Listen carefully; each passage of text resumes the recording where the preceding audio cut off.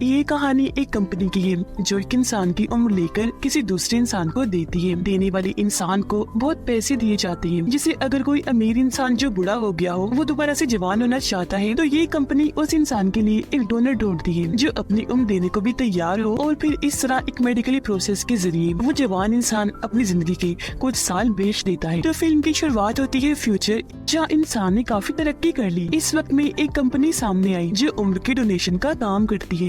अब हम उसी कंपनी के मैनेजर को देखते हैं जिसका नाम मैक्स है। वो दो आपस में मिलते जुलते डोनर्स को ढूंढता है, क्योंकि ये उम्र डोनेट करने का काम ऐसे ही नहीं हो जाता। जाहिर है उसे ढूंढना मुश्किल है, लेकिन अगर वो मिल भी जाए तो ये उसकी मर्जी है कि वो अपनी जिंदगी के कुछ साल देता भी है या नहीं, और उनका डीएनए मिलना भी जरूरी है। तो मैक्स ऐसे डोनर्स को ढूंढकर उन्हें राजी करने की कोशिश करता है कि वो अपनी उम्र बेच डाले। आज भी वो एक फैमिली से मिलने आया जिनका एक 18 साल का बेटा था। वो भी किसी का मैचिंग डोनर था। वो उसे समझा रहा था कि अगर तुम अपनी जिंदगी के 15 साल दे दो तो हमारी कंपनी तुम्हें 7 लाख यूरो दे सकती है, जो बहुत ज्यादा पैसे हैं जिनकी मदद से तुम कुछ भी कर सकते हो, अच्छा पढ़ लिख सकते हो, अपनी फैमिली की मदद कर सकते हो, इसके अलावा और भी बहुत कुछ। लेकिन वो लड़का सोच भी पड़ गया, क्योंकि ऐसे वो अपनी पूरी जवानी पर बात कर लेगा। पर मैक्स बहुत चालाक था, वो अपने क्लाइंट्स को राजी कर लिया करता था, तो लड़की को भी वो मना लेता है, क्योंकि वो लड़का जानता था कि 15 सालों में मैं 7 लाख यूरो नहीं कमा पाऊंगा। हालांकि लड़के की मॉम को ऐसा करना बुरा लग रहा था, पर वो बेचारे गरीब लोग थे, मजबूरी की वजह से उन्हें ऐसा करना पड़ता है। अब यहाँ उनकी डील पक्की होगी, जिसके बाद मैक्स अपनी कंपनी में वापस आने लगा। यहाँ की दुनिया हमें दिखाई गई, जहाँ बेचारे गरीब लोग झोपड़ियों में रहते हैं, जबकि अमीर लोग आलीशान घरों में। यहाँ कुछ लोग ऐसे भी हैं जो इस कंपनी के खिलाफ हैं और अक्सर एहतजाज वगैरह करती रहती हैं। कंपनी में आने के बाद यहाँ उनकी काफी बड़ी मीटिंग थी, क्योंकि मैक्स और उसके जैसे कई सारे मैनेजर्स को उनकी काबिलियत पर इनाम दिए गए थे, क्योंकि उन्होंने बहुत अच्छा काम किया। बहुत सारे लोग इनको ला कर दिए। यहाँ हमें कंपनी की हेड भी दिखाई जाती है, जिसका नाम सोफी है, और ये टाइम डोनेशन वाला आइडिया उसका ही था जो आज तक काम कर रहा था। यह सोफी अपने लोगों को स्पीच देती है। उसकी बातें ऐसी थी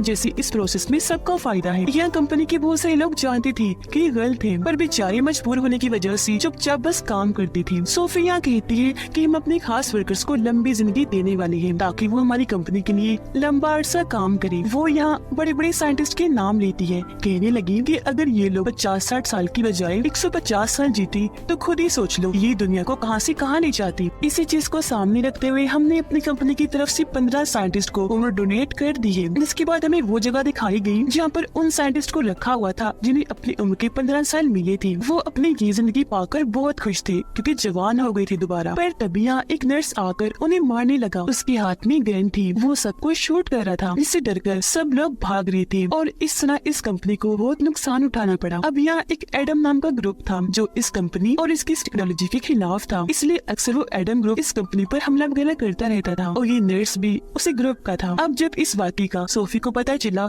तो उसे बहुत गुस्सा आया। यहाँ हमें 2 काबिल लोग दिखाए गए जो सोफी के लिए काम करते थे, वो उसकी गार्ड थी। अब यहाँ हम इस कंपनी और इसके खुद गर्ल्स हेड सोफी के बारे में और जानते हैं। सोफी अपने इस मकसद के लिए कुछ भी कर सकती थी। अगर कोई डोनर उम्र देने को तैयार ना होता तो ये लोग ऐसा प्लान बनाते थे कि उन लोगों को मारना ही पड़ता था। अगर किसी की जान लेनी पड़ी तो ये वो भी ले लिया करती थी, और एडम ग्रुप को ये लोग अपना दुश्मन समझती थी। तो अब इस हमले की वजह से ये लोग अपने काम को तेज कर लेते हैं। अब करें बात मैक्स की, वो अपनी जिंदगी में बहुत खुश था, कामयाब इंसान था, और एक बहुत अच्छी महंगे घर में रहा करता था अपनी वाइफ के साथ। दोनों एक दूसरे को बहुत प्यार करती थी। उसकी वाइफ एक हॉस्पिटल में जॉब करती थी। घर जब वो आई तो देखती है कि मैक्स मेरे लिए खाना बना रहा है, तो वो बहुत खुश हो जाती है। अब ये लोग जिस घर में रह रही थी वो इन्होंने लोन पर लिया था, यानी कर्ज लेकर खरीदा था, पर अभी तक लोन उतारा नहीं था। लेकिन यहाँ मैक्स को यकीन था कि मैं लोन चुका दूंगा, तो वो रिलैक्स रहा करता था। उसे बच्चों का बहुत शौक था, और यहाँ ये दोनों हस्बैंड वाइफ काफी अच्छा वक्त गुजार रही थी। अब उसकी वाइफ अपने मॉम डैड से मिलने उनके घर आई। यहाँ मैक्स की वाइफ की डैड भी उसकी कंपनी की काफी खिलाफ थी, इसलिए उन दोनों की इस बात को लेकर बहस हो जाया करती थी। लेकिन मैक्स अपनी कंपनी को बुरा नहीं कह सकता था। वो चाहता था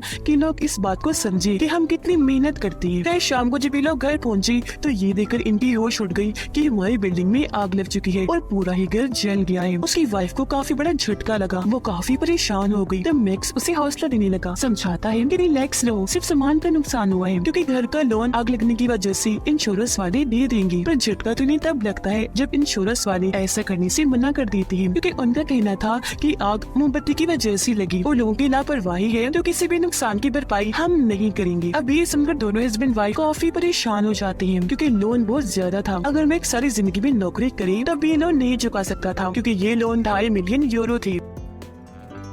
अब ये लोग अपने वकील से मिलते हैं जो इन्हें बताती है कि अब तुम लोगों के पास बस एक ही सिक्योरिटी बची है जिसके जरिए तुम ये लोन चुका सकते हो। वो बताती है कि लोन लेते वक्त मैक्स की वाइफ ने एक सिक्योरिटी पर साइन की थी कि अगर हम लोन ना चुका पाए तो मैं अपनी जिंदगी के 40 साल बैंक को डोनेट कर दूंगी। ये जानकर मैक्स काफी परेशान हो गया क्योंकि उसे ये बात अब पता चल रही थी अब कुछ नहीं हो सकता था। ये दोनों फंस चुके थे क्योंकि लोन तो इन्हें चुकाना ही था या अपनी जिंदगी के 40 साल देने थे। तब यहाँ मैक्स कहता है ऐसा मैं करूँगा, अपनी जिंदगी के 40 साल मैं डोनेट करूँगा। पर उसके जैसा मिलता जुलता कोई दूसरा इंसान नहीं था जबकि उसकी वाइफ का था। तो ये दोनों इस वजह से काफी परेशान हो गए। अचानक उनकी जिंदगी इतनी खतरनाक मोड़ पर आ चुकी थी। यहाँ मैक्स फिर भी अपनी वाइफ को काफी हौसला देता है कि तुम परेशान मत हो, मैं फिर भी कोई न कोई रास्ता ढूंढ निकालूंगा। लेकिन जब भी लोग अपने वकील की ऑफिस से बाहर आए तो उसकी वाइफ को गिरफ्तार कर लिया जाता है क्योंकि वो भाग भी सकती थी और बैंक के असूल बहुत सख्त थे। अब जब मैक्स को कोई मदद नहीं मिलती तो वो अपनी बॉस कंपनी की हेड सोफी से जाकर मदद मांगता है। तो वो उसे कहती है हाँ ठीक है मैं तुम्हारी मदद करूंगी। लेकिन 2 हफ्ते गुजर जाने पर भी मैक्स को कोई मदद नहीं मिलती। वो बहुत परेशान हो गया था क्योंकि अब बैंक वाले उसकी वाइफ की जिंदगी से 40 साल ले लेंगे। और फिर आखिर वो दिन आ ही गया। मैक्स अपने वकील के साथ बैंक जाता है ताकि अपनी वाइफ से आखिरी बार बात कर सके, लेकिन उसे इसकी इजाजत नहीं दी जाती। और फिर मेडिकल प्रोसेस के जरिए उसकी वाइफ के 40 साल लेकर किसी बूढ़े इंसान को दे दिए जाते हैं और आज यहाँ उनका लोन खत्म हुआ। अब मैक्स अपनी वाइफ को लेकर घर आता है।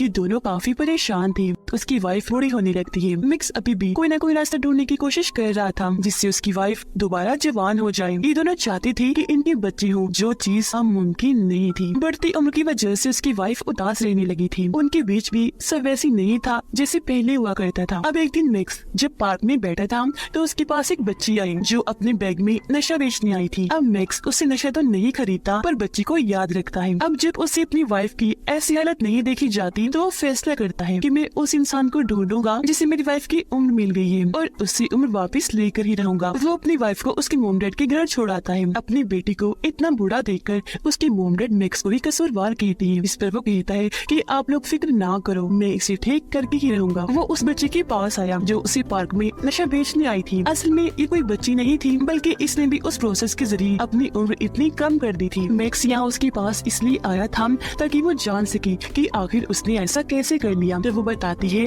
कि उम्र लेने के लिए आपके पास जाहिर है यूरो होने चाहिए और उम्र देने वाला इंसान और लेने वाला इंसान दोनों भी, और तुम्हें इस प्रोसेस के लिए रशिया जाना होगा जिसके लिए मैक्स मान भी गया। वो सबसे पहले पता लगवाता है कि वो कौन है जिसे मेरी वाइफ की उम्र दी गई। और जब उसे पता चला कि वो एक औरत है तो ये जल्दी से उसके पास जाकर उसे बेहोश करके अगवा कर लेता है। फिर वो जाता है अपनी वाइफ के पास और उसे सारी बात बता देता है। वो यहाँ मैक्स का साथ देती है। और वैसे ही भला कौन है वो इंसान जो अपनी जवानी को वापस पाना नहीं चाहेगा। सब कुछ पीछे छोड़कर ये दोनों अपने मुल्क को छोड़ने का प्लान बनाते हैं। पर जब ये लोग जा रही थी तो इन्हें पता चला कि ये लड़की जिसे इन्होंने अगवा किया है वो कंपनी की हेड सोफी की बेटी है और मैक्स की वाइफ की उम्र उसकी बेटी को नहीं बल्कि सोफी को डोनेट की गई थी। लेकिन ये बात मैक्स को आखिरी वक्त में पता चली थी, इसलिए वो फिर भी उसे साथ ले जाने के लिए राजी था क्योंकि ये लड़की सोफी की बेटी है तो हो सकता है दोनों का डीएनए मैच हो जाए और इसमें से मैक्स की वाइफ को 40 साल मिल जाए। अब जब सोफी की दोनों गार्ड्स को सोफी की बेटी की अगवा होने का पता चला तो उन्हें लगा कि ये काम भी जरूर एडम ग्रुप ने किया है। पर ये लोग सोचते हैं कि एडम ग्रुप हमारे लोगों को मारता है, अगवा नहीं करता, तो ये काम उनका नहीं। अपने शातिर दिमाग से दोनों गार्ड्स ये पता लगवा लेती है कि ये किसी और का काम है और क्योंकि इनके पास हर चीज की एक्सेस कंट्रोल था तो बहुत जल्द ये मालूम कर लेते हैं कि ये काम उनकी एक वर्कर मैक्स का है। और वो भला ऐसा करता भी क्यों ना, जिस कंपनी के लिए उसने अपनी जान तक लगा दी उसी कंपनी के मालिक ने उसकी वाइफ की उम्र ले ली। अब सोफी की बेटी को लेकर ये समंदर के जरिए बॉर्डर को पार करते हैं। इन्होंने उसे एक बॉक्स में बंद कर दिया था पर जब ये पोर्ट इन्हीं बंदरगाह पर पहुंची तो वहाँ सिक्योरिटी काफी सख्त थी तो ये लोग पकड़े जा सकते थे, लेकिन मजबूरी थी तो आगे बढ़ना भी जरूरी था। तो इस मकसद के लिए वो एक फैमिली का इस्तेमाल करते हैं जिनकी गाड़ी में मैक्स, उसकी वाइफ और सोफी की बेटी थी जिसे इन लोगों ने बॉक्स में बंद किया हुआ था। हालांकि सिक्योरिटी को शक हुआ पर मैक्स सब अच्छे से संभाल लेता है और इस तरह ये बॉर्डर पार कर लेते हैं।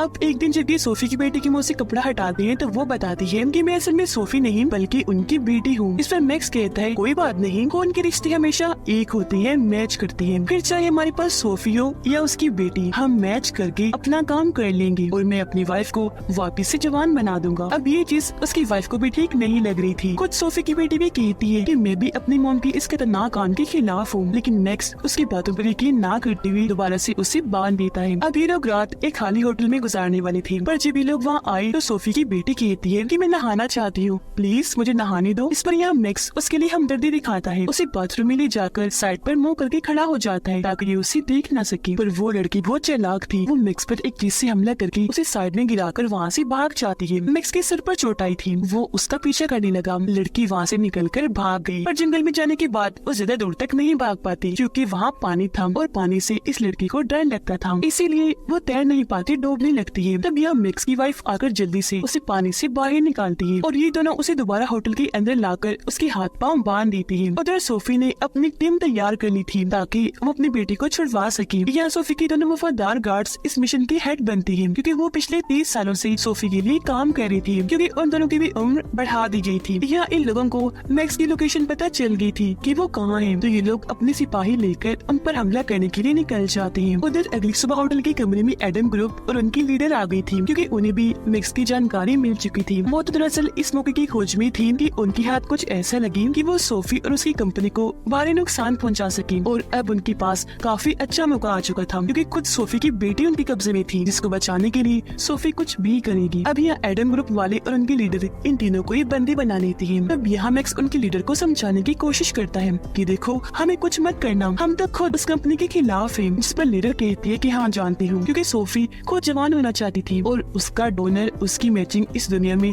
तुम्हारी वाइफ के अलावा और कोई नहीं था, इसीलिए उसने अपने मकसद के लिए तुम दोनों को फंसाया और तुम्हारे घर में जानबूझकर आग लगा दी थी। ये सब होने के पीछे उनका एक पूरा प्लान था क्योंकि अपने मकसद के लिए वो कंपनी वाले कुछ भी कर सकते हैं। और देखो तुम्हारी वाइफ को बूढ़ा करके उन्होंने तुम्हारी जिंदगी पर बात कर दी। अब तक मैक्स इस सब से अनजान था, पर आज ये सब जानने के बाद उसे दुख हुआ। उधर सोफी और उसकी पूरी टीम इन पर हमला करने अपनी बेटी को बचाने आ रही थी और ये चीजें तो एडम ग्रुप की लीडर चाहती थी क्योंकि उसे किसी भी हाल में सोफी चाहिए थी ताकि वो उसे उसके गलत कामों की सजा दे सके और पूरी दुनिया को दिखा सके। अब मैक्स के पास और कोई रास्ता नहीं था अगर वो अपनी वाइफ को जिंदा दिखना चाहता है तो, इसलिए उसे लीडर की बात माननी पड़ती है। यहाँ पूरा प्लान तैयार किया जाता है। मैक्स का काम होगा कि वो अपनी बातों में उलझाकर सोफी को बिल्डिंग के अंदर ले आए, जिसके बाद एडम ग्रुप उसे पकड़ लेगा। फिर अब जब सोफी और उसकी टीम इस जगह के बाहर आकर रुकती है तो तभी मैक्स बाहर आता है, कहने लगा कि मैं सिर्फ सोफी से बात करना चाहता हूँ। जो सुनकर सोफी आगे आई, उसे कहती है कि मेरी बेटी को छोड़ दो, बदले में मैं तुम्हें ढेर सारे पैसे दूंगी। फिर मैक्स उसे कहता है अच्छा चलो अंदर चलो, इस बात पर हम अंदर चलकर बात करते हैं। पर सोफी की गार्ड को शक हो गया, वो उसकी तरफ गन करके कहती है ये एक चाल है। अब उसकी गार्ड की गन देखकर एडम ग्रुप के लीडर भी अपने लोगों को उन पर गोलियां चलाने का हुक्म देती थी, जिसके साथ ही दोनों तरफ से गोलीबारी शुरू हो गई। इस बीच फायदा उठाकर मैक्स अपनी वाइफ और सोफी की बेटी को लेकर यहाँ से निकल जाता है। अब यहाँ पहले तो मैक्स की वाइफ को सोफी की बेटी पर तरस आया और वो अपना इरादा बदलने लगी कि मुझे इसकी जिंदगी खराब नहीं करनी चाहिए, इसकी जवानी बर्बाद नहीं होनी चाहिए। पर बहुत जल्द उसे एहसास हो गया कि वो भी बिल्कुल अपनी मोम सोफी की तरह ही खुद गर्द से उस पर तरस खाना नहीं चाहिए, इसलिए वो खुद उसे लेकर डॉक्टर के पास जाती है अपना और उसका मेडिकली प्रोसेस करने के लिए। जिसके बाद फिर हमें दिखाया जाता है कि मैक्स की वाइफ दोबारा से जवान हो गई है, जबकि मैक्स एडम ग्रुप में शामिल हो गया है क्योंकि वो उस कंपनी को बर्बाद करना चाहता था। सोफी की बेटी अब बूढ़ी हो रही थी, इस वजह से काफी दुखी थी। अगर वो दोबारा जवान होना चाहती तो उसका बस एक ही डोनर था, उसकी मॉम सोफी, लेकिन वो तो इतनी खुद गर्ज थी कि अपनी उम्र अपनी बेटी को भी नहीं दे सकती थी। उधर मैक्स अपनी टीम यानी एडम ग्रुप के साथ इस कंपनी पर हमला करने के लिए जा रहा था ताकि कंपनी का जड़ से ही खात्मा हो जाए। ये फिल्म इधर ही खत्म हो जाती है।